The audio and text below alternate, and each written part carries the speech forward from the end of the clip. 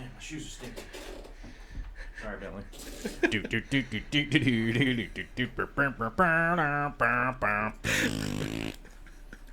My feet are smelly today. My feet are smelly on a Friday. I wonder why. Been working in them shoes. What's up, everybody? Warming up the show. I think I'm supposed to sing here at the beginning or something. I don't know. Do we have anybody watching? Oh! 22 people coming in hot and fresh right as we launch. How's everybody doing? How's the audio sound out there? I don't know. It's pretty terrible, I know. But it's about as good as I can get right now because it's the only mics we got. It's the only mics that we have. I know I can actually see myself getting picked up on the other mic. So, we'll see how it goes. It's a happy Friday here, everybody. Good to see you. Thank you for coming out. I see Vexing Cat, Michael Moncourt, James Lyser, Candy Overhauls, Savannah is here. Good to see you. Bonkers about Alice. I like that. Why not? Why not be bonkers about Alice? You could do that. Why not? What's up? It's Friday. We do have a special guest today. We have a super chat right out the gate from Rombost with the sweet mustache styles. I dig it. I like that. Swedish Krones, 17.18. The mystery. The mystery. But we're glad to be here. We have a guest, and we have the Patreon questions today. And Bentley and I are going to go over the Patreon questions amongst some other things that are going on because it is Friday. The sun is out here in Western Washington. It's very nice out. And, you know, we will consider the weather here for just a second. Is it nice out? I think it's this like perfect weather for me, where that it's clear and nice out, but it's still cool. Yeah, it's not bad. Uh-oh. XSplit says the CPU is being highly utilized. Uh-oh. But it's only using 70%, so who cares? But watch out. The fan might get going over there, and then we'll be like, oh my god. Fish Keeperist says, I'm on the left ear, and Bentley's on the right. Oh, so we're actually inverted. We are getting the split audio, huh? We're inverted, but that's the best we can do right now. Maybe someday we'll be able to get high-tech and high-tech something up around here with the extreme technology. But for right now, we actually have to manually measure things with our tape measure and, you know, try to plug wires into things and stuff. You know, part of the fun is when you got the webcams and stuff like that, and one of them just straight up is broken. So wherever Logitech is out there, hey man, one of our Brio Logitech cameras don't work. It don't work. And I wasted an hour of my life today trying to figure that out. And time is of the essence. It's funny because it's lit like it should be working. That one's working. Oh, it is? All right.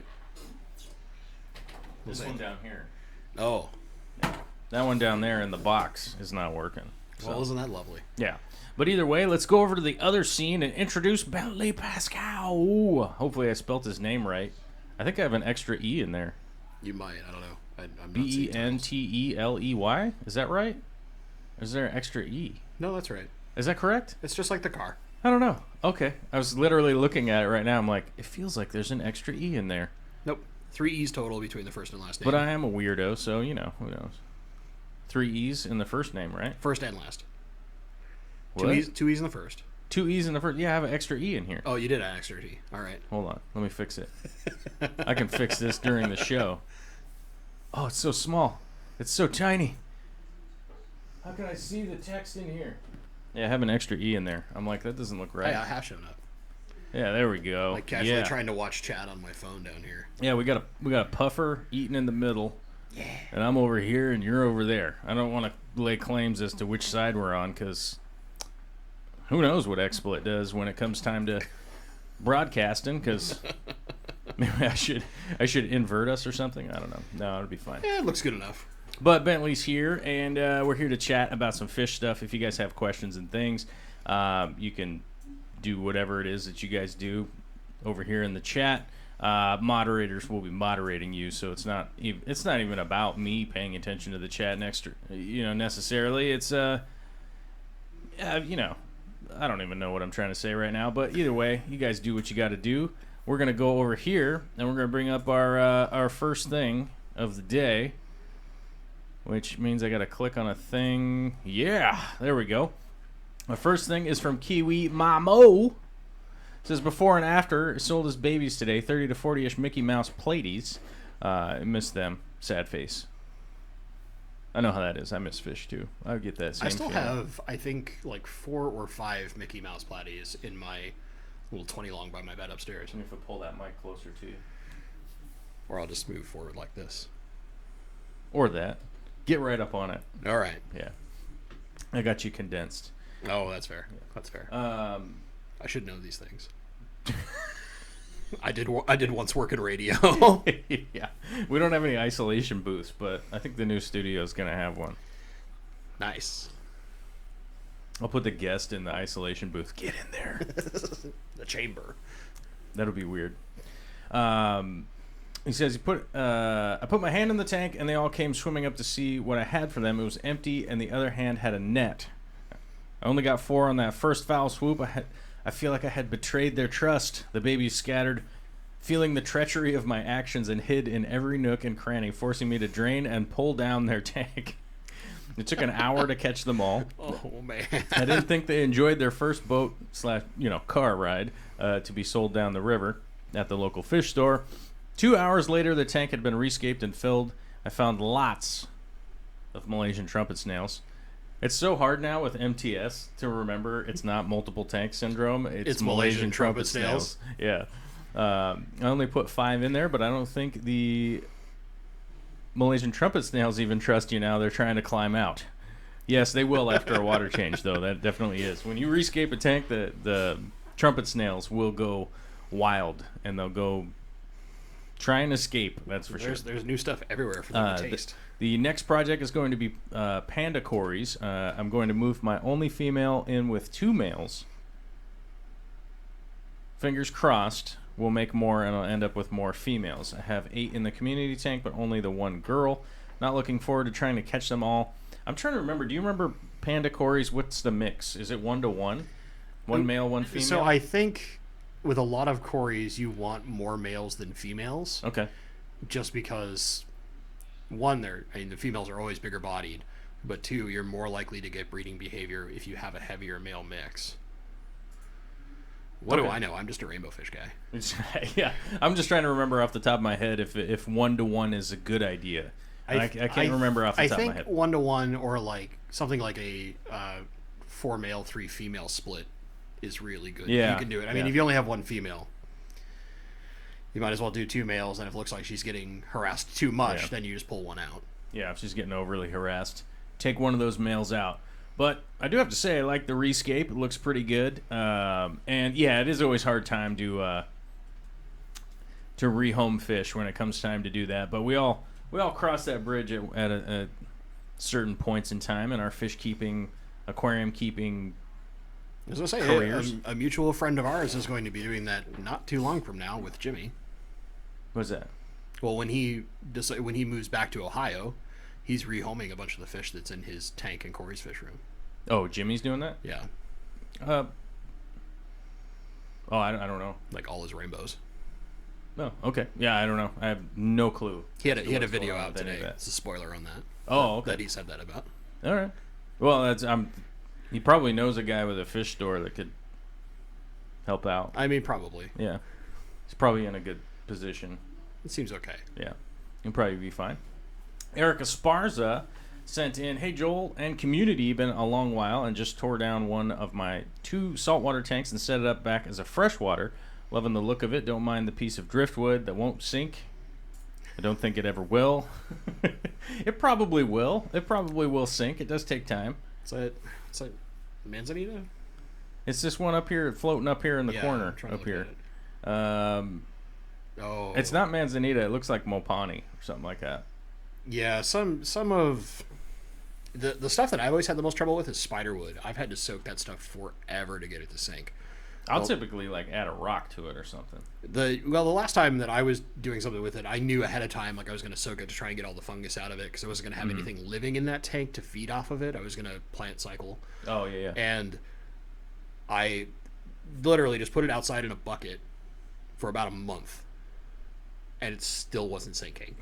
It was like, it's so frustrating.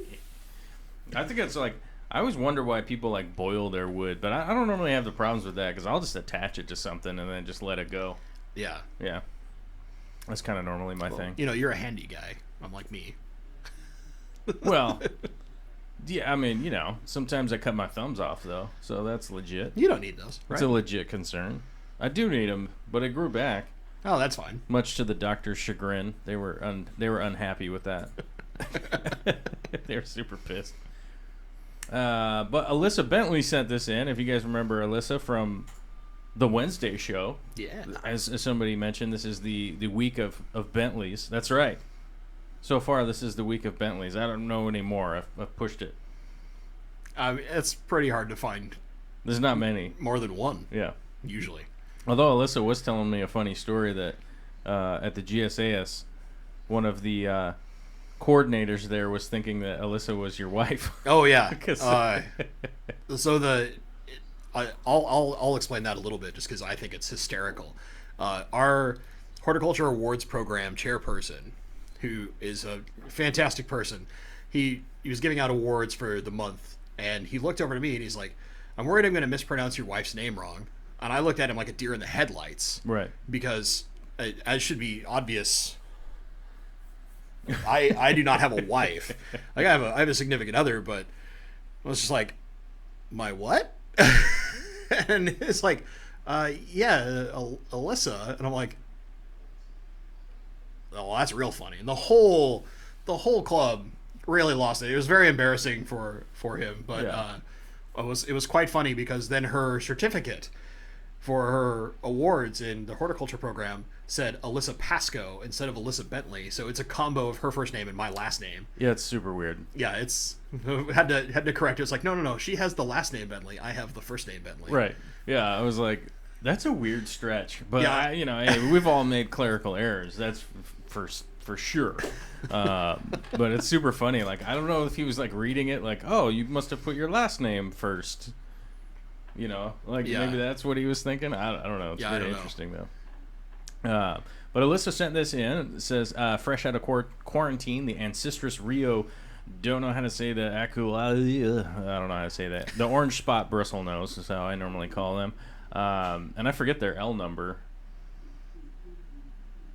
And I don't think I'll remember it. Did you see me pause there for a second? It seemed like we froze. Did the video freeze? I don't know. No, that's just me trying to use my brain. That's how I look when I try to use my brain. It's the loading screen. Yeah, it's the loading screen, the little loading, maybe the little spinning one. The little spinner. Yeah, the little spinning one goes. But it says it looks like females of the species get downward pointing bristles around the lip, much like the Ancestris and the Ranunculus and others. So far, based on behavior, I feel like I have 2 males and a female. That seems okay. Which is normally good. Normally good with the Ancestris. You do want to have multiple males multiple males to a female, because the female will lay the eggs and then the males will protect him. Right. So typically if you have a type of fish that protects the eggs, like the male will protect it, or keep them in their mouth, or protect a cave or something like that, it's good to have extra males, because as soon as they get those eggs and stuff, then they're occupied doing that, and then the female can go breed again. Yeah, and the bigger worry is that you don't have a male starving himself because he's continually protecting batch after batch of eggs. He can get a break because the other male is protecting a batch. Yep. And the female might not be ready to spawn again yet. Yep. Same thing with like betas and stuff like that protect the babies. The males protect the babies. Yeah. I can relate to that because I'm here a lot. I have that fatherly instinct. With the baby. Oh, hold on. Technology. Hold on. Super technology. We got that technology. A little insight into the way that my brain works. So it's got her birthday on the back here. Yeah. And it just helps me remember it. No, I remember it sometimes. Jay Swift sent this in. We like the dog posts, and this is what Vicky and I pretty much have the same thing with this, is that when people visit, this picture right here is what happens when people visit, because our dogs are two snuggle butts. I don't know what Chips is doing over there right now. Duty, man, come here. He's just staring at me. I don't know. He's sitting over there being weird. Pretty much that same look on his face. But we have people visit, and they got to pet those dogs, because those dogs got to be up on your lap, like trying to get some love, right? And we end up with a dog hair pile on the ground. Yeah. Yeah. But Jay says this is why he puts tops on his tanks. If a dog shed its coat, it's like groundhog seeing its shadow. Yeah, it might be 6 more. Well, I think we'd be just indefinitely in winter if that was the case, right? But yeah, that's an intense amount of shedding from a dog. I think it's pretty. Yeah, that's a bit. That's a bit. It's pretty powerful. I mean, I've owned border collies in the past, so Oh. I'm used to giant chunks of fur coming off of my dogs when it goes from winter to summer, but that's still pretty impressive. It's pretty impressive, I got to admit. I avoid this by keeping my aquariums in another building, so I don't have to have tops on them. Seems pretty smart. Yeah, it's a thing. I don't know if it's smart, but I should do that one of these days. Kelly Peterson sent in, I worked on the Aquascape of the departed Beta's tank and moved 9 orange Reely shrimp, deemed the culls, in there, which this is what almost I always do this kind of stuff when it comes time to, like, oh, I got to redo the tank. I don't know if I have anything to put in there. And it's like, oh, from this tank, that tank, that tank, that tank. Like, oh, there we go. Now it's all inhabited. The autos think they've been invaded by aliens. And the club swap is in February, so I might find the perfect new centerpiece fish there. Cross your fingers for me. That's a great point to bring up, as Bentley is a huge fan of our local club. He's always there. I'm a huge fan of it, and I never actually make it to any of the meetings. I've seen you at one. I've been to the meetings. It's not like I haven't. Back in the day, I used to go to all the meetings before you were there. Well, yeah. Yeah. That's how old I am. I went to the meetings before meetings even were invented. I don't think that you're that old. I'm that old. Yeah. I'm going to be a billionaire soon. 4,000 years. Is that all? Well, 4,100 years. And some number of extra days and hours. And some extra stuff, yeah. Yeah. But yeah, definitely go to your club meetings and stuff like that if you can. You can almost always find awesome fish for auction, local breeders, local plants, local stuff like that. You can definitely find a lot of good stuff there. And here's the deal, like, they've probably been born and raised in your same water.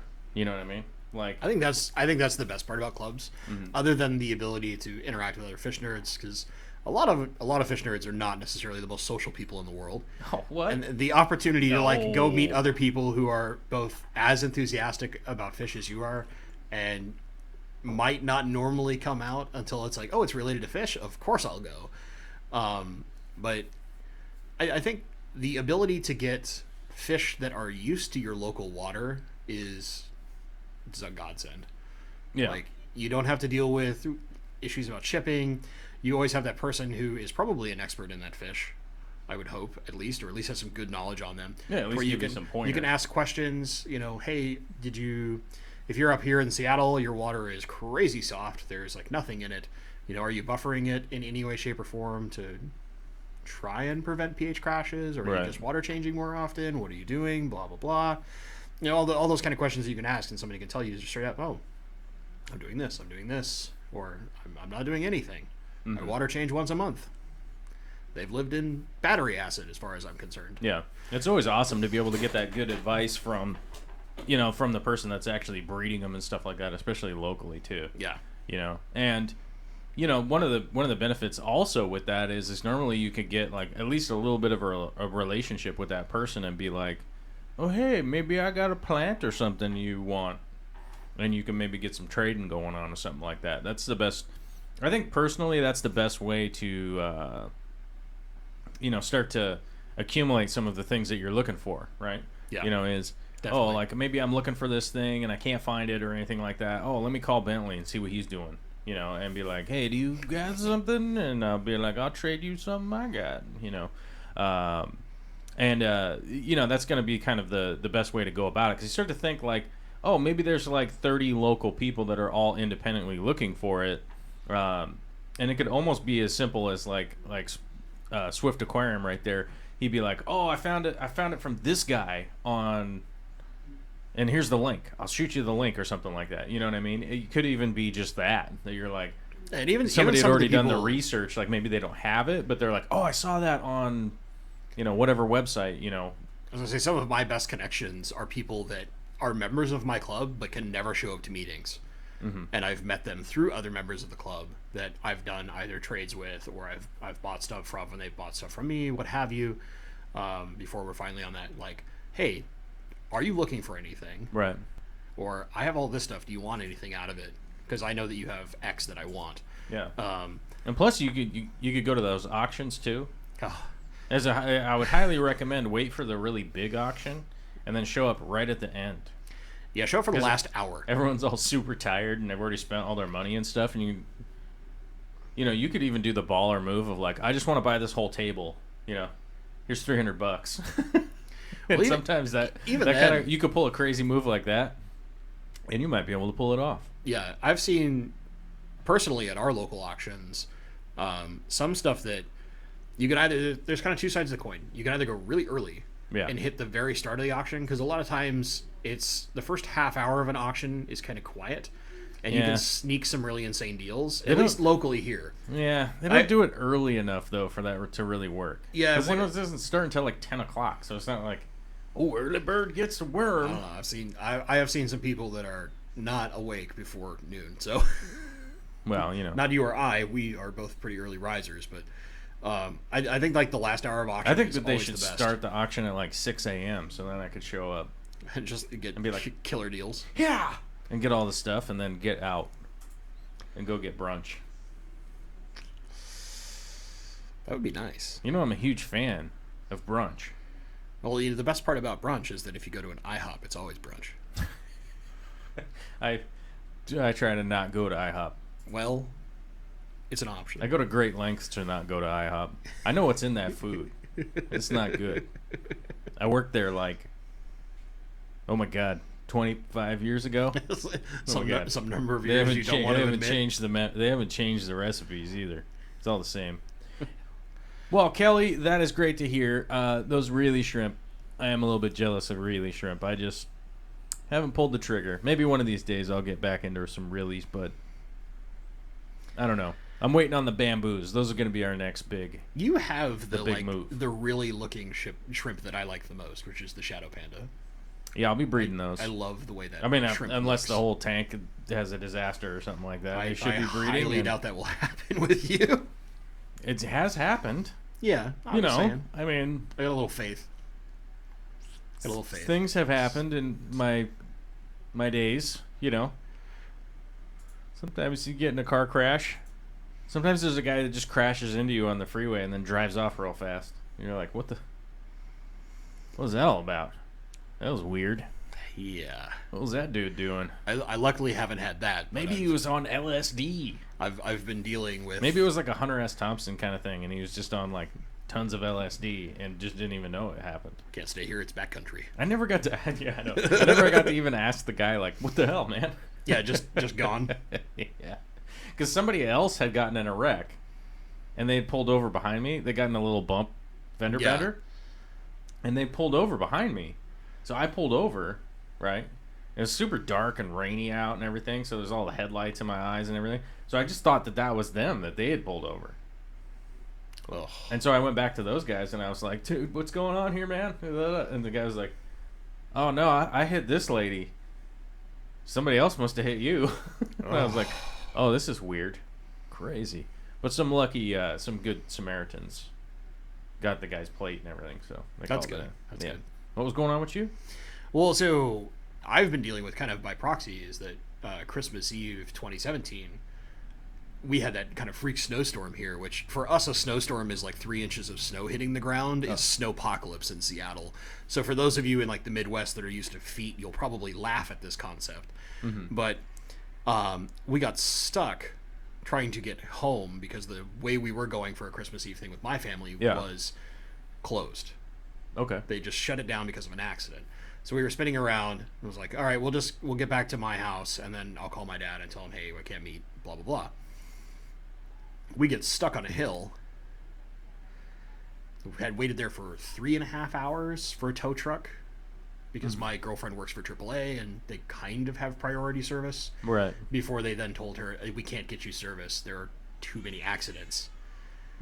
And there was a guy who had stopped in a truck and was like, hey, I've got a friend who's got a winch who's going to help drag people out of here because there were several people stuck. I was like, cool. It's like, should be here in about 45 minutes. It's like, yeah, we got enough gas. We can make that work. Angry baby. Yeah, she crying. And I think 20 minutes later, a gal who was coming downhill in the opposite direction lost control and slid into the front of our vehicle. And I was pretty much fine. I had just like a stiff back for like 3 weeks or so, which is pretty typical just because of how the way the trauma is in any given wreck. Yeah. My girlfriend, on the other hand, has been dealing with the side effect of head trauma since then. Yeah. So using over a year, and yeah, it's been not fun. Like I never slouch on a car accident because even the thing that seems the most minor can do significant damage to the human body. Like the human body is just such a weird, fragile, and yet tough machine all in the same go. Yeah, it's weird. You never know what small little thing is going to be horrifically horrible for you, or what thing you can somehow make it through that you shouldn't have. Well, that was the weird thing. Like, I fell the other day. I fell the other day out of a back of a truck. And, whatever, not a big deal. Like, I'm fine. Yeah. But the interesting thing is that I was fine for like a whole day, and then I was sore like the day after that. Oh, weird. Like, yeah, it's super weird. You would expect it to be the next day where you're sore. Yeah. It was like a whole, like, delayed by a whole nother day, which is weird. That's so strange. Yeah. Sorry, I just Preston added me in the chat, so I saw it there. He just saw an email that my patron changed. My daughter upped it. Yep, your daughter did up the your Patreon rate. Nice. I'm gonna say thanks to your daughter. Seems pretty cool. I like the cut of her jib. Didn't realize that was the story. I just thought Preston was being super generous. I mean, he did up it to 100 million. So. Woo. Well, those. I just figured he wanted the producer credit. He's got that Scoot and Fruity Puffer budget. I just figured he wanted the producer credit and wanted to have me make a specific video next month. All about puffers. Well, if you hit that $100 mark, you get a producer credit, and then I'll make a video. I think it's one of the more unique things that you do on your Patreon. Yeah, like, nobody takes advantage of it. I've never seen anyone else do something quite that tailored. The Fishy Mailman is our producer. He's the one that does that, and every time I ask him about it, he's just like, "Yeah, man, just keep making stuff," and I'm like, "Okay." What he has never had a specific thing for me to do. Like I need to know about X, right? Yeah. Then I'm like, that would be, I don't know. Like, he's always just been kind of cool about it. Like, nah, man, it's just all good. And I'm just like, do right. stuff. Yeah, exactly. All right. Just make stuff. You and got I'm like, it. Cool. I'm like, we never even hit the goal on the Patreon to be doing a weekly edited video anyhow. So I think he's been with the channel so long that he's like, nah, man, let's just keep it going. Like, just keep making videos and stuff. So I'm like, cool, man. I appreciate it. I totally appreciate it. Super generous. Anyhow, sorry. Total sidebar. Sorry, Preston. I'll get to. We'll figure that out later on. Just shoot me an email and we'll figure out what to do there. But Big D Smoke sent in Sunday morning his 130 gallon that was leaking. I had to drain it, and he's getting 150 gallon acrylic. Congratulations. Upgrade. That's an upgrade for sure. It says, my filter's been sitting in this since Sunday. I'm wondering how long before beneficial bacteria dies off. I just cleaned it. Just cleaned one on Saturday. So Alyssa had commented, or there's a couple of comments on here. As you guys can see, we're bleh, what the? Come on, mouse, load the comments. There we go. You guys can see on the community page here. You guys can all have conversations and comment on stuff. So that's kind of another thing which I think is cool with the Patreon. Like, you can post pictures up and questions and that kind of stuff, but you guys can also have a conversation back and forth. But people are asking, like, what to do in this situation, or people were kind of commenting on what to do in this situation. And the first thing is how long before the bacteria dies off? As soon as the food runs out. Yeah. As soon as the bacteria has nothing to feed on, bacteria dies. So that is kind of a terrible explanation, but that's the reality. It's like you could have bacteria in there for months. Yeah, if your filter or like sponge or 5 whatever hours is really gunked up, that's just a food source in those kind of situations where if you've freshly cleaned it, there's not a lot of food source left on that thing. Right. So it just, as far as bacteria goes, it's temperature and a food source and moisture, which we don't really have to take moisture into account because it's wet.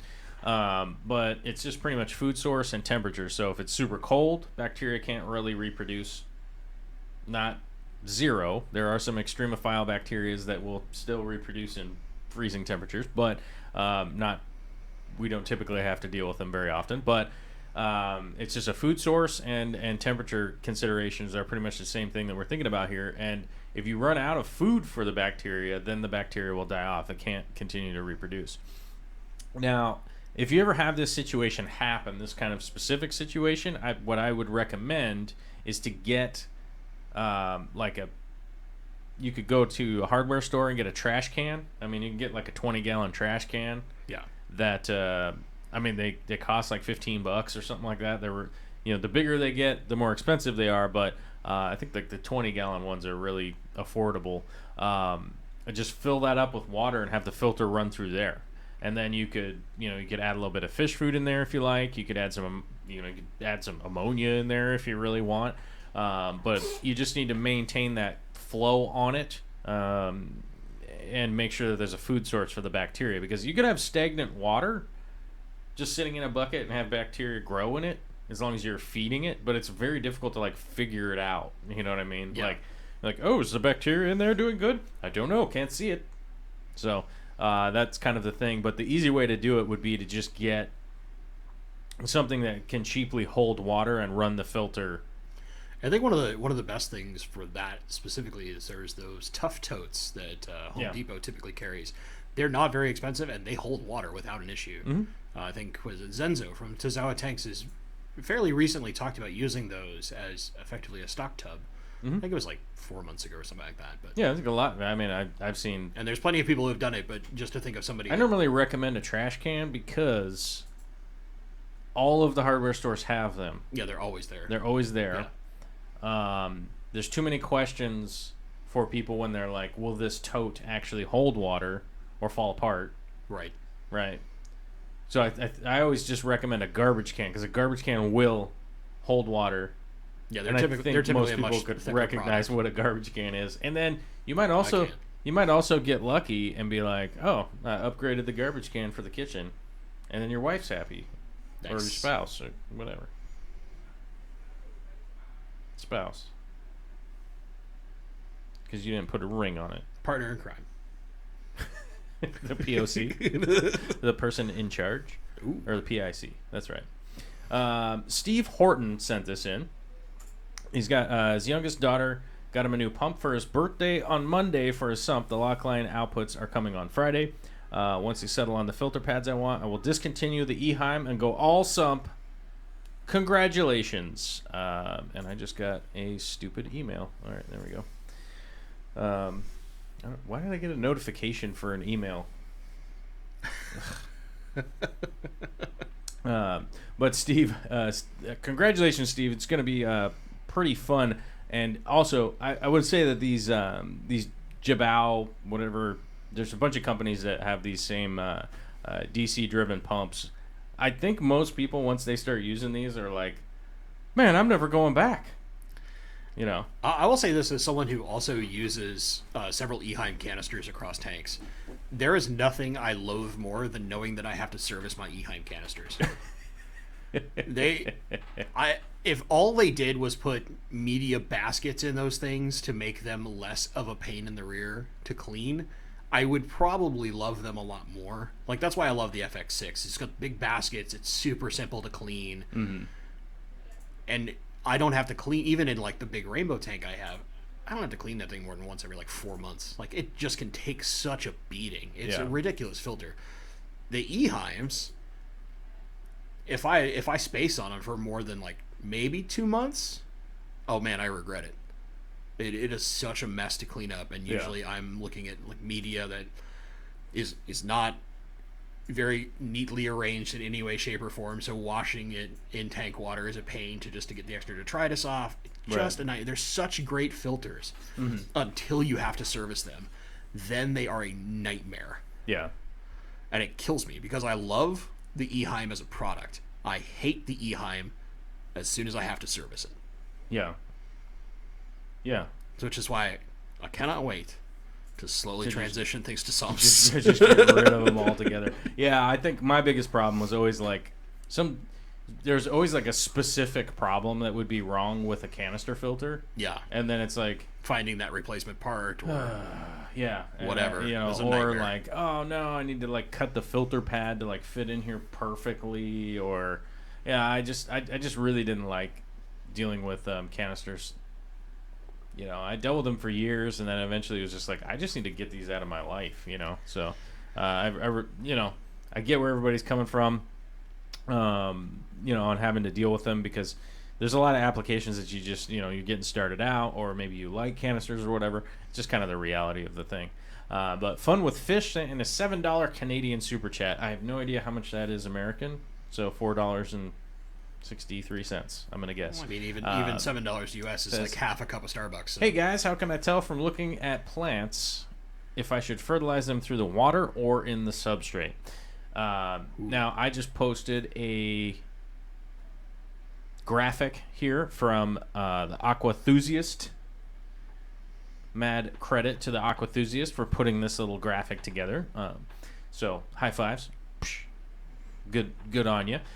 This gives you an idea of what your leaves are looking like from your plants, what deficiencies you could have going on, whether it be phosphate, potassium, manganese, iron, calcium, nitrogen, magnesium, or CO2. This just gives you a good idea of like kind of what you're looking at from leaf structure.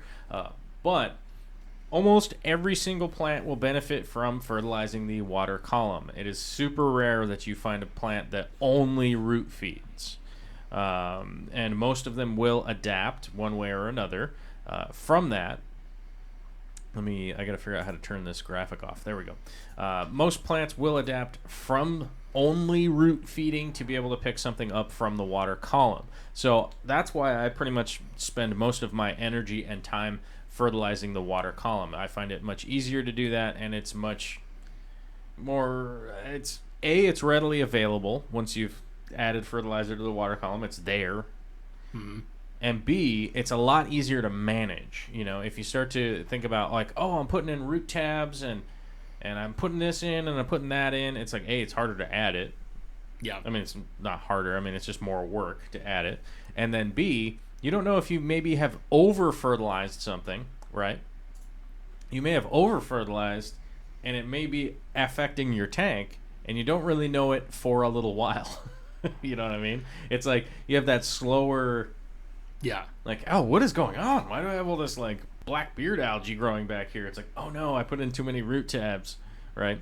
So just stuff like that. So that's why I find, just doing the water, dosing the water column. Plus, if I need to, like, bring it back a little bit, do a water change, I only have 2 cases where I will use root tabs after an initial planting. So initial planting, I like root tabs for things like my crypts or swords, any of those naturally a heavy root feeding plant. Mm-hmm. But afterward, they typically, and plus the soil I'm using is pulling stuff out of the water column anyway. I don't really have to worry about that too much. The only case where I'll do that is if I have something like Pogostemon stellatus octopus, or a water wisteria, any just absolute monster nitrate sponge. And I see issues with, regardless of how I am putting my nutrients into the water, say something like a crypt is struggling, which I've only seen this once in my time doing plants. Then I will direct apply something there. But typically, it's just a matter of rebalancing my nutrient load, and then I can do everything in the water column. Mm-hmm. And it's so much simpler that way. It's just like worlds easier. Yeah. Than any other application. I mean, that's the reality of, and I think even though Bentley's doing a lot of projects, I'm doing a lot of projects, like, the reality is, like, do the work to make it easier, right? Yep. Isn't that the whole... It's like you're going to put energy into something so that you could do more work later? Like, no, that's certainly not my goal, and I don't think that's your goal either. Well, no. I mean, like, in my professional life, I work as a software tester. And a lot of what I have done in the past revolves around taking manual processes and making them automated processes. And it's a lot of work up front, but it can turn, like, a great example would be, and this was before I returned to fish keeping. Otherwise, I'd probably be in a lot better shape now than I am, in the way that I have stuff scattered all over my house. Yeah. I used to work my first, like, 2 years working at Microsoft. I would work 50 to 60 hours a week. Mm-hmm. Because I was putting things into place so that the only thing I had to do was work maybe 2 hours a day of actual hard manual work, and the rest was just monitoring, reporting, and in the event of emergency, fixing things as they broke for the second half, my, like, following 2 years. That makes sense. But I had to put a lot of work in it first. Maybe. Well, it's either that or I could just work 40 hours of manual labor the entire time, and I would prefer I'm just giving you a hard time. I prefer to work smarter. That's how I roll. Did you actually work hard, though? Yes. So you say. Yes. But no one believes you. Probably not. But as a big guy in a rat's nest of cables, yeah, I was working pretty hard. It's kind of a mess. It's not fun. Not at all. The fish keeperist was asking, orange Reely and orange Sunkissed in the same tank. Is that bad? Personally, no. I wouldn't stress that much out about it. Personally. I mean, but you might have some crossing, but I'd really doubt it. It's just... Yeah. I think it's too small a case. Until you have an absolutely monstrous colony, and then maybe you'd start seeing things occur. But I think man, somebody got booted out of the chat. Was it me? No, looked like a bot. Oh, my favorite. Trying to get us to go to some other websites, you know. My favorite. Man, we don't want to go to your other websites. We already know that those exist. That's why we're here. But hold on. Sorry. Hex Tank Apologist. Which I love this because it's what the a Dwight great Schrute. name. Because it's the Dwight Schrute, you know. Yeah. And you gotta have the Dwight Schrute for sure. Like, you got if you have similarities with Dwight Schrute, you would definitely only be into hex tanks, right? Or maybe those corner bowfront type tanks. Or maybe corner bows. Yeah, corner bows, which they hurt my brain. Not like in a bad way. It's just I can't look in here correctly. You know what I mean? Let's see. Anyhow, it says, fact, hexagon-shaped aquariums are superior. Question, my local fish store sold me this as Limnophilia hipporudis. To me, it doesn't look anything like the picture on Google for this plant. Any idea on what this really is? Or am I tripping like Fluval? Thanks in advance. What do we got here? What do you think? You think that looks I have like... to slide to the side because otherwise it takes forever to update on my phone. Limnophilia hipporudis. No. Wow, that's really weird. I mean, there's a couple of variants of the hipporoides that might have that. That's just the leaf pattern and coloration looks a little strange for me to say that it would be that. It does have the little saw teeth in the leaves, though. Yeah, well, it could be. I got Pogostemon that has saw teeth in the leaves because my SAEs have chewed on it. Yeah, this looks too like a growth pattern, though. Sure. Honestly, I would allow it to grow in a little bit better and maybe drop the contrast down on the picture a little bit so it's a little easier to pick up off of the exposure. It very well could be, but it would take me a little while with a little clearer picture to figure out exactly what is going on there. Plus, a picture of the roots would be immensely helpful. I do like there's a little bit of boost up here in the front. So I would almost think, one of the big deals that I would look up is how, the description pictures are taken of plants, which basically is like a white background. You got to take it out, display it out, and get pictures that way, and then it's easier to identify unless it's like fully grown in and super big. But so the thing that I would say, I had to go look at a picture of Hipporoides to remind myself, and my memory is correct. Typically, in a really healthy Hipporoides, you're going to see a very purpley undertone on the bottom of the leaf. Mm-hmm. You'll see that similar in Aromatica if you've got the right nutrient balance. But the difference is that should spread to the top of the leaf pattern a little bit more under CO2 and highlight. Mm-hmm. It will look like this with no CO2 and medium or even highlight. You'll start to see that pink tone come in top. Yeah. The possibility could be that it's not getting the CO2 it needs to express full color, or that it's not getting enough iron to express a little bit deeper color than that kind of lightish pink tone, or it could be just a matter of contrast in the photo. There's a lot. Like you mentioned that there's a lot of potentials here. Yeah. So, reminding myself, I'm used to seeing it under very high amounts of CO2, where it's just a deep purple color. Mm-hmm. So. My initial suspect might be very wrong in that it probably actually is Hipporoides. It's just not getting what it needs to express that full color. Yeah, I mean it definitely could be. Like I said, I'm really on the fence with IDing people's plants unless I have a really good picture of it and just go oh yeah.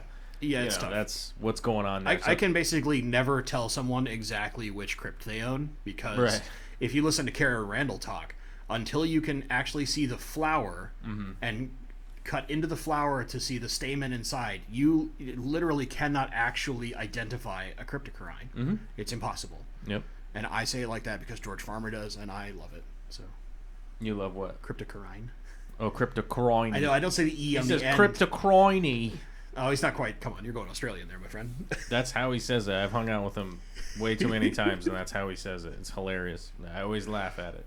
But it's identifying plants can be a nightmare because you never know what kind of contrast is happening in the picture, to how it would look in your tank versus their tank, because you don't know the nutrient regime, you don't know the light, you don't know if they're using CO2 or not, and if they are using CO2, how much CO2. You can tell me parts per million all day, or you can tell me that my glass checker is green all the time, and that doesn't tell me enough. If you guys haven't watched enough of my babbling about CO2, I think that using a drop checker is stupid. I think it is a waste of your time and a waste of your money. Where you can very easily tell if your CO2 is good by looking at your plants. And you can tell if you have too much CO2, if your fish are not doing well. It's a useful tool for people that are starting out. Sure. I mean, I literally had a conversation at the Aquarium Co-op yesterday with a guy, and we were just talking about, people ask me pretty consistently, well, what do you test for nowadays? And it's well, I don't test that much or that often. I don't either. Because I've been running my systems for a long time, I can generally have a good idea of what's going on with them. And I don't test that often because I don't really have to, you know what I mean? It's I kind of know what my plants are doing when things are going on, if my fish are acting like this, or if my plants are, how they're reacting to things that are going on. And, it's people will be how many bubbles per second are you putting in? And it's just dude, my tank's 300 gallons of water, man. If I told you how many bubbles a second I'm putting in, that doesn't help you. That doesn't help Yeah. somebody who's asking me about a 15-gallon tank, you know what I mean? So I think drop checkers are pretty helpful for people that are starting out, just the same as GH and KH test kits, and a TDS meter is helpful, to start getting the whole picture, of Sure. of what's going on with their stuff. So. I can understand that. I guess I go from the preface of I've done this enough that Right. I just kind of have an inherent understanding of what's right for me. Yeah. Keep that in mind. Yeah, The for key your here is system that for you're me. working with all the time, it's like, somebody could be like, "Oh, you put Olivia down for a nap at 3:00. That's ridiculous. How dare you? Kids shouldn't be napping at 3:00." It's like, well, I'm around her all the time. I know that she's tired and she needs to take a nap. You know what I mean? It's like, it's the same kind of deal. Yeah. So it's that kind of situation. Like, I'm around my tanks all the time. I'm working on them all the time, so I kind of know what's going on. So it's hard to give out blanket advice. Sure. But it's still a cool picture. It's very difficult to ID the plant. Yeah, it reminds me. I mean, looking at it, and granted, I'm from afar. I'm not face right in the picture either. It reminds me of how Aromatica looks if you're not cranking a ton of CO2. But the leaves are typically a little thicker on an Aromatica than the Hipperoides. The Hipperoides has the longer, thinner leaves, and the nightmare that is identifying plants if you're not a botanist. Right. Which I definitely am not. Yeah. It would, yeah. I just grow a lot of plants and generally understand how to make them look good. Know what's going on and making them look good. Right? Make them happy and make them reproduce. That's the whole my thing. point. That's kind of the whole point, though, right? Isn't it? It's the best kind of decoration. That's certainly true. Ollie H sent this in, a little update on the Amazon puffer tank. Over Christmas, I removed the big sword plant that had started to take over. As expected, it was very messy to the point of even after 50% water change, you couldn't see past a few inches, which, yeah, I've definitely been down that road before. A few more heavy water changes and a lot of floss started to clear it up. Two things then happened. All the Val died back, and the neon Tetras got real frisky. End result, after 6 weeks, I have around 15 new neons, and the Vals have are finally making a comeback. Sometimes good things come from destruction. Thanks again. Nice. Yeah. This is always good times. I can remember in the 80s, if you could breed neon Tetras, you were like a fish god. You're a fish god. Yeah. How'd you do that? Well, then again, like, people wouldn't share information in the 80s like they do now. Yeah. People would always have their secrets. Well, yeah, you had to right? you had to be the secret guru of something. You have to be a secret guru, right? Yeah. Ooh. This guy's got secrets. So it adds to the mystique. But I will admit to Ollie and all you guys that this is pretty much, I would say at least 50% of the time that I've gotten weird fish to spawn, like autosynchronous and stuff like that. Like, this is how I accidentally did it. Like, I would just make a big disaster in my tank and I had to do all these crazy water changes and stuff like that. And it's like, oh, that's the trigger. Yeah. That's the trigger for spawning. Like, all right. Well, if you think about it from a really wide perspective, in the wild, in the dry season, that water is so murky in the Amazon and the subsequent rivers that they live in. And then when you hit that flood season, you have tons of water changes that's flooding that out. It's diluting it down. And that's when they spawn anyway. So in a weird sense, you are replicating nature by going, oh no, I let it go to S, I better fix it. Mm-hmm. Yeah, that's pretty much the deal. But yeah, I've definitely done that before. This tank actually looks really good now. I think I'm glad that sword plant is out of there. Did you guys know I'm not a huge fan of sword plants because I don't even think it's the right environment for a sword plant to be in. Really, any aquarium. I mean, you need like a 2,000-gallon aquarium or something ridiculous to really give a sword plant the right place where it's supposed to be. Okay. That's like growing a pine tree in your living room, you know? Like, can it be done? Sure. Yeah. Is it a good idea? Nope. I say that as someone who has a sword plant that's like throwing child plants out of its tank. Here's a quick follow-up here. Roots from one of those sword plants that he pulled out. Crazy. You can just see like how much. This is actually really not even that intense of a root ball from a sword plant. That's for sure. I've definitely seen them way bigger than that, but you can see how much they really will take over time. That's for sure. I can tell you that the big Madagascar lace that's in my 90-gallon, when I first got that thing, its rip ball was probably the size of a basketball. Right. I mean, it is enormous, and I had to chop chunks of it down to fit it in. Did you just even get it planted? Just to get it in, and I remember I couldn't get it into the tank it had, which had a pretty thick substrate layer because it had some smaller swords in there that had been slowly growing out over time. And so I had to buy an extra bag of Echo Complete just to cover its root ball. And now it got really pissy with me, but now it's looking phenomenal, so it's worth it. But it was kind of a funny experience, like, oh, it really is that big. I can't actually bury it in my tank properly right now. Yeah. I need more substrate. It's like, because I'm making this work. More I don't space care for what this you thing. say. I'm making this work. Well, you could do whatever you want. It doesn't really matter what I say. Alyssa sent this in. Says her results from breeding a pair of purple mystery snails together. Get a nice mix of purple, magenta, blue, ivory, baby mystery snails. This says to me the purple variety has genes for blackfoot, whitefoot, purple shell, and white shell. And the purple shell and blackfoot are dominant traits for the mystery snail. Fascinating. As you guys know, Alyssa is fascinated with snails. Alyssa does some crazy snail stuff. And I don't mean crazy in like the mean fashion. I mean it in the fascinating fashion. Right, yeah. Because I'd gotten some mystery snails from another friend in the club. And she'd mentioned a few things. It was like, oh, I've got some spares if you want this. And I was like, oh, but I'm trying to keep to the ivories. Oh, it's just an ivory with this color foot. Yeah. And I'm like, just right over my head because I don't research mystery snails that much. Right. She started explaining some stuff, and I was like, holy. Oh, man. Yeah. Sorry. This camera has a tendency to die. Uh-oh. We have to reconnect it. We've gone dark. Oh, there we go. Yeah.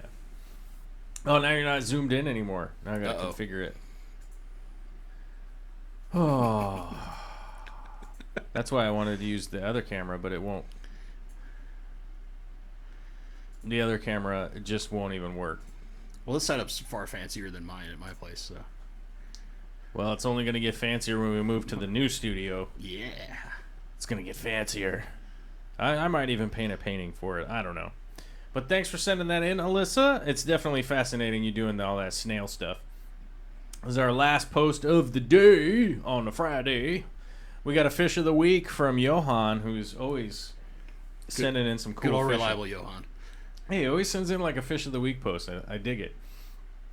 Today's fish of the week is the elephant nose fish. It's a very interesting fish, actually. This is a good. They are in the oddball family of fish that I find interesting. They're one of the ones that I look at and I'm like, if I ever did oddballs, I might think about this fish. The elephant nose is an interesting fish that originates from the Niger River. Its body is mostly black and irregularly shaped with a long, narrow tail and what looks to be a nose. However, this is actually an extension of the fish's mouth. The elephant nose uses its trunk-like extension to forage for food, communicate, move through the water, and self-defense. That's a multi-tool, right? Am I reading that right, or did I screw it up? No, it seems pretty impressive. Okay. It possesses a weak electrical organ at the caudal fin. I'm just going to say fin, which is used to locate food. It's very fun to feed this fish. It's curious and it comes often to the surface. Also is not aggressive against other fish in the tank, which is good. That is one of the good things about the little elephant fish. They do root around, and they are pretty fun. I think, someday I might have elephant fish, but I don't know. It's sort of a someday type thing, you know what I mean? It's one of those things where I feel like I would want a giant, like, concrete pond kind of thing. Right. In order to do the oddballs properly. Because a lot of them need a lot more room than we can properly give them in an aquarium. They do need a lot of space, that's for sure. Like, people that keep a clown knife or something like that in, a 125-gallon tank, I'm always a little astounded at. But I get it. Like, yeah. You might not necessarily realize that thing's going to get enormous until later. Yeah, and then you get to see it in person, like a common pleco. Mm-hmm. Oh, that's you see that one. The Great Deception. See that the common pleco. See that one constantly. People bringing in those giant plecos. But it was only this big at the store. Yeah, he was like a little tiny guy. It's fine. There we go. All right, we've resized the page, and we will go to the live chat and get a couple of questions out of the live chat. Thank you, everybody, for contributing your questions or comments or posts or whatever for this Friday show. And we'll be over here in the live chat for a minute. I got to pull this thing over here so I can read it good. Read it real good. Somebody told me that, making up words and saying things wrong is a sign of being unintelligent. All right. See what I did there? All right. Did you see what I did there? Unintelligent's not a word. Yeah. Sure. I mean, some of the leaders of our country have made up words all the time, so. Oh. Ronald Reagan had Alzheimer's. or George W. George W. His press conferences I always considered comedic entertainment. It's definitely comedic. Natural Aquarium says, wow, interesting what Karen Randall has to say about Crypt ID. Yeah, Cryptocorini is not the easiest plant to ID. I definitely talked a fair bit with Stefan Hummel about it when we were in Germany, and it definitely does. It is a plant that is very difficult to actually figure out exactly what's going on. That's why a lot of what the work that like Dennerle does, Stefan Hummel's the plant hunter, Yep. Why a lot of the work that they do is to kind of take a type of crypt that they know and then work with it to get some variation from it. So it's a little bit different, and it actually is, it's like the crypt flamingo is actually Wendetii. Yeah. It's just heavily... Well, and even that, look at the number of variations of Wendetii there are. Mm-hmm. Green, bronze, red, Florida sunset, flamingo / pink panther, depending on who decides to name it. Yeah. I mean, we can't say tons. pink panther. Come on. That's what ADA calls it. They like pink panther over flamingo. Pink panther is copywritten. Stop saying that. Yeah, well, we're gonna get a copy strike. I can only do so much, man. I got a copy strike this morning. Did you? Uh-huh. I have the serial disliker, but I don't have copy strikes yet. I shall be, arguing against that because it is a song that I composed on the computer. I think it's It was automatic, like they're trying to say that I was using their song. Oh. It's like it's a drum line. Like it's not even a song. It's a drum line that I programmed. It's like, yeah, you don't own that. Sorry. But, if you're like me and you got like 950 videos up, then it's bound to happen. Go out again? Yeah, this camera's pretty sweet. Look at the high technology around here. I'm probably going to order another Logitech Brio to replace the broken one, and maybe they'll send us a new one. I don't know. I don't know if they'll send us a new one or not. Maybe they'll replace it. Maybe I'll stick it in a box and just like send it to Logitech with like a note, like a ransom note. I don't know if you got it off Amazon. Amazon does all sorts of protections. Yeah, but I'm sure it's beyond. You never know. The warranty time. You never know. Well, it's 90 days. Yeah, but the product warranty, even then, usually Amazon protects it through a good portion of the product warranty. They apply pressure. It's surprising what the leverage they have these days.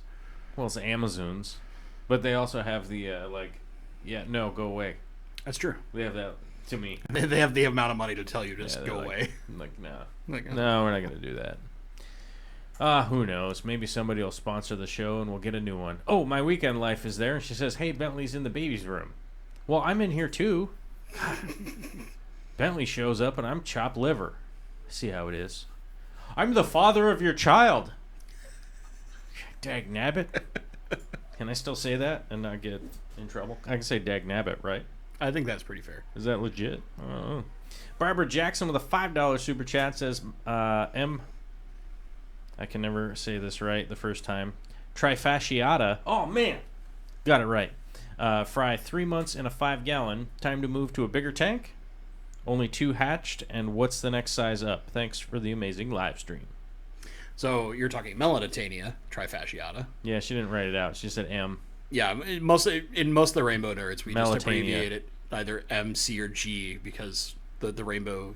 I'm not that good on rainbow fish. People just know it. I'm just waiting for the day that I'm just going to go over. I would with say the if you old. only have like 3 fish, you could keep those in a 5 to 10 gallon up until almost a year old. I mean, I keep Now, granted, I'm used to them at this point, but I will keep 30 or so young rainbows in about a 12-gallon for a year. Mm-hmm. It's basically once they start cresting past the 2-inch size, so rainbows are really weird when they start their growth pattern. They have these like big growth spurts that they hit, unlike most fish, where kind of have a really linear growth. They'll start very small, and they'll have this first big growth spurt to like half an inch or so after their first month, and then they'll seem like they're taking forever to grow until like 3 months or so, and then they'll grow out to that inch really quickly.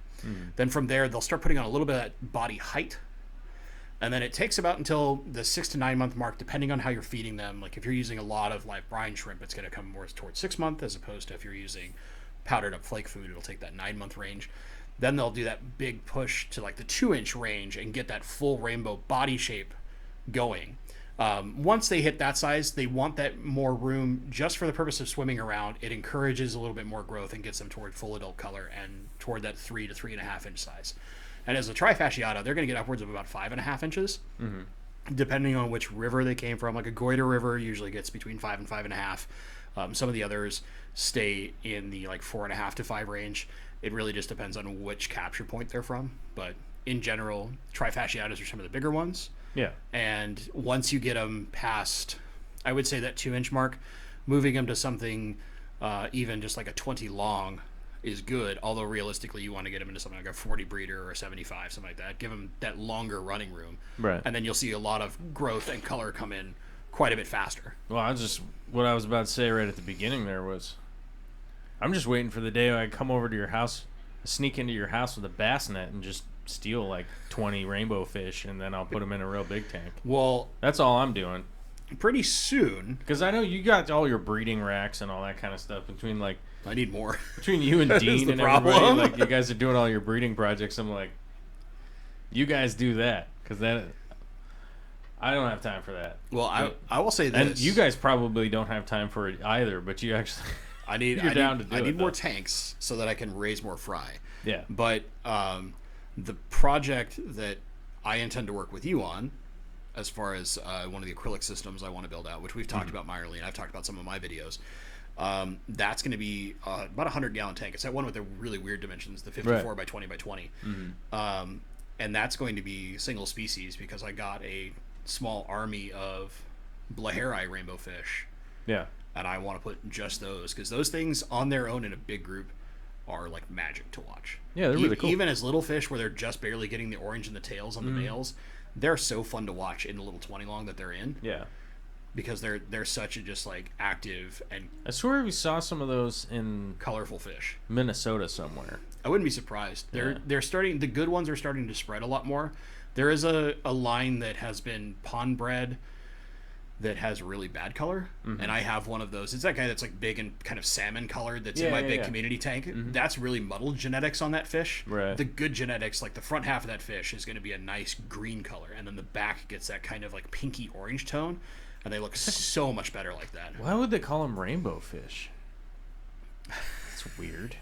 It's bizarre.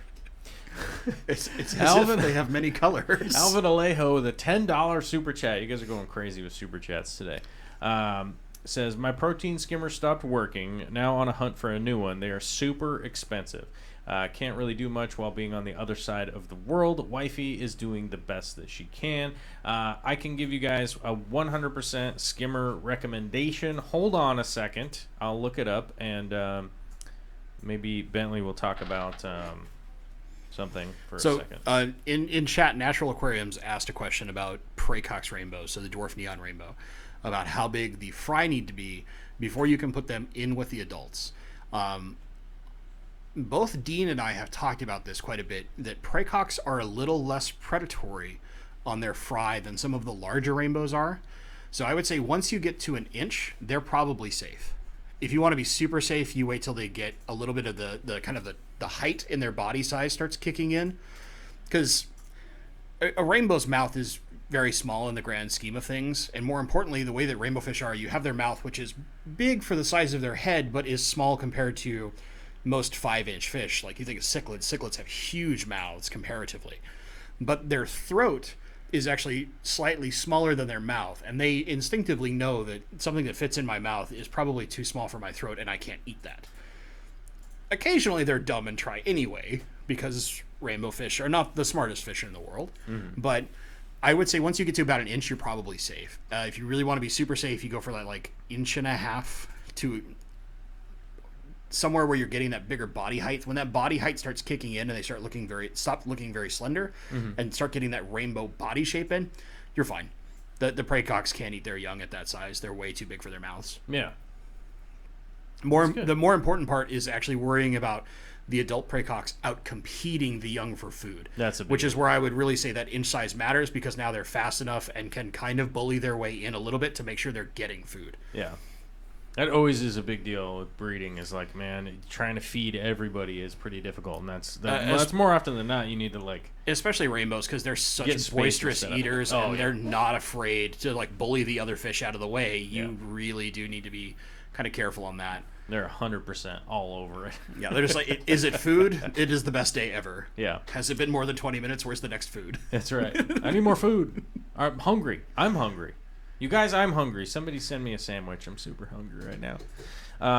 Okay, so to answer Alvin's question here for this skimmer, I posted 2 links into the Amazon right there. It'll take you to the Bubble Magus. Curve 5, Curve 7, Curve 9. The bigger the number, the bigger the skimmer.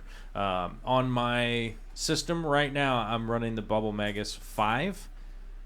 I love these skimmers. These skimmers are awesome. They are super easy to set up, and they work great. It's the only one out there right now I could definitely recommend. From my own experience messing with ton of skimmers, I currently have one of these, and I would say I've been utilizing it for I don't know how long now, at least minimum 3 months or something like that, and I'm very happy. Like whenever the big disaster happened, I got it after that. Now, full disclosure, I did get mine for free, but but Bubble Magus at least are affordable. The 5, which I'm using right now, is like $197, so it's about $200 on Amazon. The one I got used, so it was already like super used for I think like 2 years, and I'm super happy with its performance. It's totally great. The acrylic is nice and thick and really standing in there. The Curve 7 is like $269 right now. They get bigger and bigger and bigger, and they obviously get more expensive. But I am happy with, I have probably about 100 gallons right now that I'm skimming, between the sump and the tank on the Curve 5, and it keeps up fine. Keeps up totally fine with that. And really not an issue. The Fish Tank Barn says he personally likes the Reef Octopus. I like the Reef Octopus equipment also, but one of the downsides with them is their impellers are super weird. Their pumps are super weird. All the parts that basically go with them are proprietary. Whereas the Curve 5, you can actually order a replacement pump and stuff like that. So that's why I like those. And they are pretty affordable, especially for how well they work and the ease of use on them. Whereas the Reef Octopus ones are a little crazier to use, especially if somebody's new, and especially in Alvin's situation where he's in Korea, and I believe his wife or spouse wife is doing the best that she can over here. The Reef Octopus stuff is a little more along the lines of like, wait, what is this thing doing? Whereas the Bubble Magus ones are pretty much like, turn this dial, right? And you can kind of figure it out. Especially if you want to go much more technically minded, a little more advanced, you're going to shoot after you've got that experience in. You might look at that Reef Octopus. You might look at the Reef Octopus later. Like someone like me who doesn't do salt, has never done salt. But the Bubble Magus ones are, I would say that like they're an advanced skimmer. Right, as far as what they're doing, but for a reasonable price. Their ease of use is a little more beginner friendly, and ease of use. It's a little easier to use them. The Reef Octopus equivalent is probably $300 to $400 of the 5, and then it goes up from there. But it's very difficult to search through Reef Octopus stuff because they have like this one right here. It's the classic the classic Space Saver model, and then the other one is like a non-Space Saver model, and then it's like, oh, we've got the Diablo model, which is $500. So it does get really confusing with the Reef Octopus stuff, whereas Bubble Magus just sort of make like, here's our line of skimmers. No, we don't make other skimmers because these are the good ones. This is, you know what I mean? Like, this works. Just make one line of good you products. just make the one line. I think they do make some other types, but especially when I've seen them at trade shows, they basically just focus on making that one skimmer. It just is bigger or smaller. It's basically like how they do it. So, with Reef Octopus, you almost always will find like an O-ring that you can't find, or some kind of weird like plastic bolt or nut. Some doohickey that doesn't and then you can't find a replacement, and stuff like that. Whereas the Bubble Magus is just like, put it together. So it's like one of the reasons I don't do salt is I'm both enamored by some of the equipment that is made for salt water and terrified of the like additional cost that I'd have to deal with. Alyssa is asking, do y'all think a skimmer would help my tank that gets green water every time I feed Rapashi? Skimmer won't do anything in a freshwater tank. Skimmer is for salt. Every time you feed Rapashi, you get green water? Really? And it's probably just releasing a lot of it out into the water column, and then you probably have a lot of light that combines with the free-floating algae. I would guess that's in a pleco tank if it's getting thrown around a lot. It probably just gets up into the water column. I've had that same issue from time to time with Rapashi, and mainly just because it sort of dissolves in water, you know what I mean? Yeah. It's sort of the gelatin nature of it, and then it's like a poof. And it's water soluble. Maybe I don't have that issue because the two fish that I feed Rapashi are such voracious eaters that it doesn't get a chance. It's rainbows or guppies, and the guppy, it's like little 3 monsters. Cubes, and there's 600 guppies eating it. It's like, it's true. It's gone. It's just gone. It's just gone. Everything gets hucked up into the water column. Yeah, one of those things with Rapashi, I've always like one of the things that we used to do with it is we would make it into these little glass dishes, and then we would drop like just the whole glass little dish in there. Yeah. And then we could kind of see if everything was getting eaten or not. And you could always just like water, you could get like a siphon and then just get whatever else, whatever was left. Yeah. Don't try to take the dish out because then it just goes all crazy. I've seen some people that have created like 3D printing things where they hang on the side of your tank with a suction cup for Rapashi. And that's always been very interesting to me to like force it up into the water column, kind of like the ONIP tabs or whatever would do. Right. And it was always one of those things I looked at and I was like, that's really cool. You want how much for that thing? Right. I don't know about that. We get some people with like really fancy 3D printers to help us out. Yeah. You're one of those people. Jason Liu. Oh, really? Yeah. We should try to go to Minnesota together. Okay, Minnesota people understand that I love you, but I hate your state. They have ice cream. I can find ice cream, man. Except I got to drive like 6 hours to it because traffic. And I only say this: my ex is from Minnesota. I had to go to Minnesota, and I went there in the summer to pick up a lot of her stuff from some of her family. Oh, that's why we go in spring. Yeah, it'd probably be better, but I was not going to Minnesota in the summertime. For me, it would be 9,000 degrees. Miserable. Yeah. It was but the one part that I loved about Minnesota was when I was out in some of the more rural areas. So specifically for those that know Minnesota, rural. Brainerd, Minnesota. Yeah. I love. Brainerd County feels like the Dukes of Hazzard could show up at any time. So it's so funny you mentioned that because that was the first thing I thought about when I was out there. It was like, this feels like an episode of Dukes of Hazzard waiting to happen.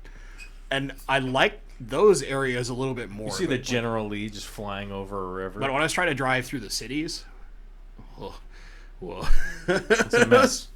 People in Minnesota like to say that their traffic's as bad as ours. It's not, but it's bad. It's not great. Yeah. It's not great. It's not as bad as ours.